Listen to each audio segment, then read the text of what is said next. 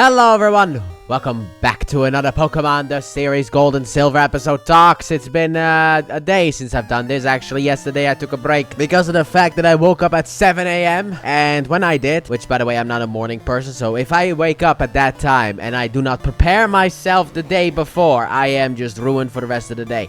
But anyway, I woke up at that time because I had to go to the toilet, took Pokemon Emerald with me, beat the league, and then afterwards I had an idea. Because of the fact that I needed to use a lot of potions because that Gyarados was impossible to beat. Because this was actually the first time that I did not use my trusty pal Glalie, who I normally always have on the team. So I was thinking to myself, how can I boost my levels without actually grinding? And then I came to me, the Lucky Egg. So I went on a rabbit hole in order to figure out how to get a Lucky Egg in Generation 3, and I learned about the one in XD Gale of Darkness, so I did that quest the whole morning. And by the way, when I wake up and an idea pops into my head, I cannot fall asleep anymore. Sadly enough, that is not going to happen, so I was ruined for the rest of the day. Also, by the way, the Ore Coliseum was really difficult, but only the first two battles were difficult. And it was difficult because of the fact that in that game, well, at least in the Ore Coliseum, you cannot use legendary Pokemon like Box Art Legends. So that was my whole strategy. I was gonna use the same team that I used for Mount Battle, but couldn't do it. So I had to think of something else. So eventually I landed on, I'm gonna use Metagross and I'm gonna build a team around him. And the team was going to be levitating Pokemon, so I could Earthquake. And the levitating Pokemon were Latios and Latios, who you can actually use, and also a Gengar. And then when I had the Gengar, I was like, why don't I just teach this idiot Explosion? Because I learned you can get that in Pacific Lockdown. So I boosted over there,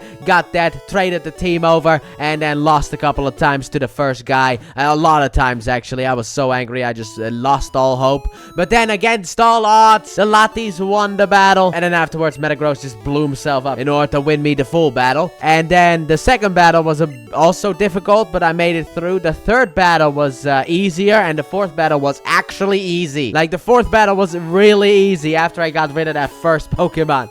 And yeah, that was the experience. But anyway, we're back today with another episode, and this one we finally made it to Cherry Grove City. Yay, we're here! Finally! Dude, it is the next town over. You have Route 29 and then Cherry Grove City. How did it take us so long to get here?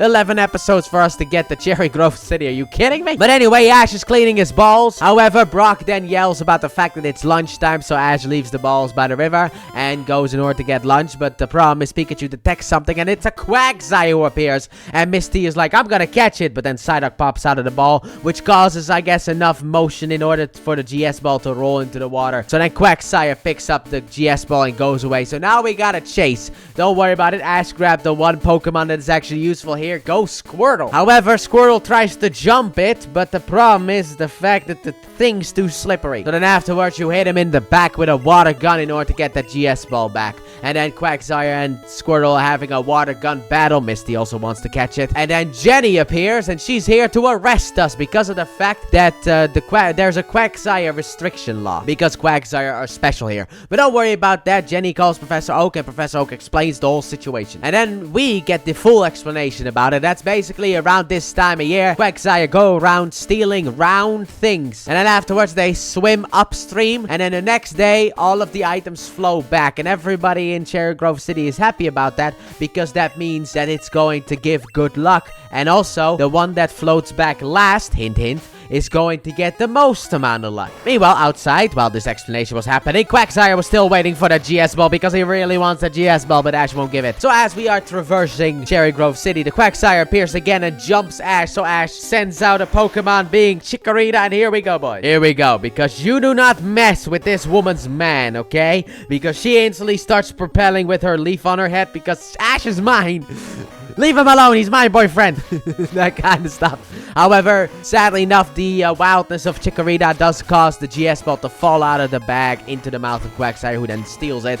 And Ash wants to run away, but Chikorita attaches herself to Ash's leg, so he falls over. God, that you can't not love Chikorita, okay? You can't not, okay? It's impossible. Chikorita's fantastic. Meanwhile, Team Rocket have a crystal ball or some stupid thing like that, and Quagsire steals it. And then when Team Rocket want to send out Pokemon, other Quagsire steal those balls as well. So now everyone is going to follow the Quagsire, and eventually it turns nighttime. So then we hide, we see the Quagsire with the GS ball, and we have to wait until it floats back. That is the plan. But the plan that kind of does get ruined by Team Rocket appearing, ready to steal the Quagsire. However, the Quagsire are too slippery, so we net them instead. That one will work.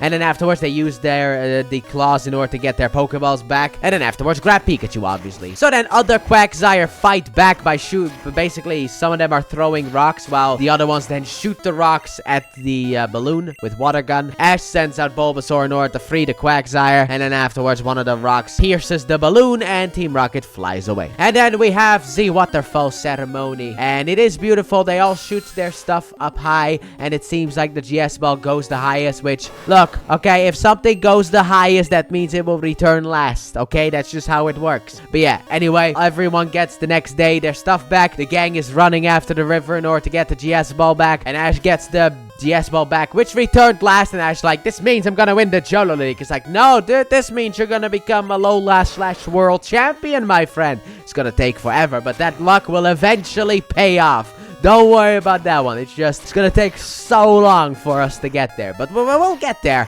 We'll get there eventually. And then afterwards, I guess the journey must continue on. And that's the end of the episode. And overall, I liked it. You know, I loved the Quagsire being slippery part. Chikorita being a queen. Loved that as well. The episode had some funny moments. And, you know, it was overall harmless in that sense. And it wasn't bad at all. So, let me know what you guys thought about this episode in the comment section down below. With that being said, thank you all so very much for watching. And I do hope you guys have enjoyed. And if you did, please like button, subscribe if you haven't done so already. Turn on notifications. Don't forget, check out the Let's Play channel, link in the description and at the end of the video. And I'll see you guys next time for the whistle. Bye!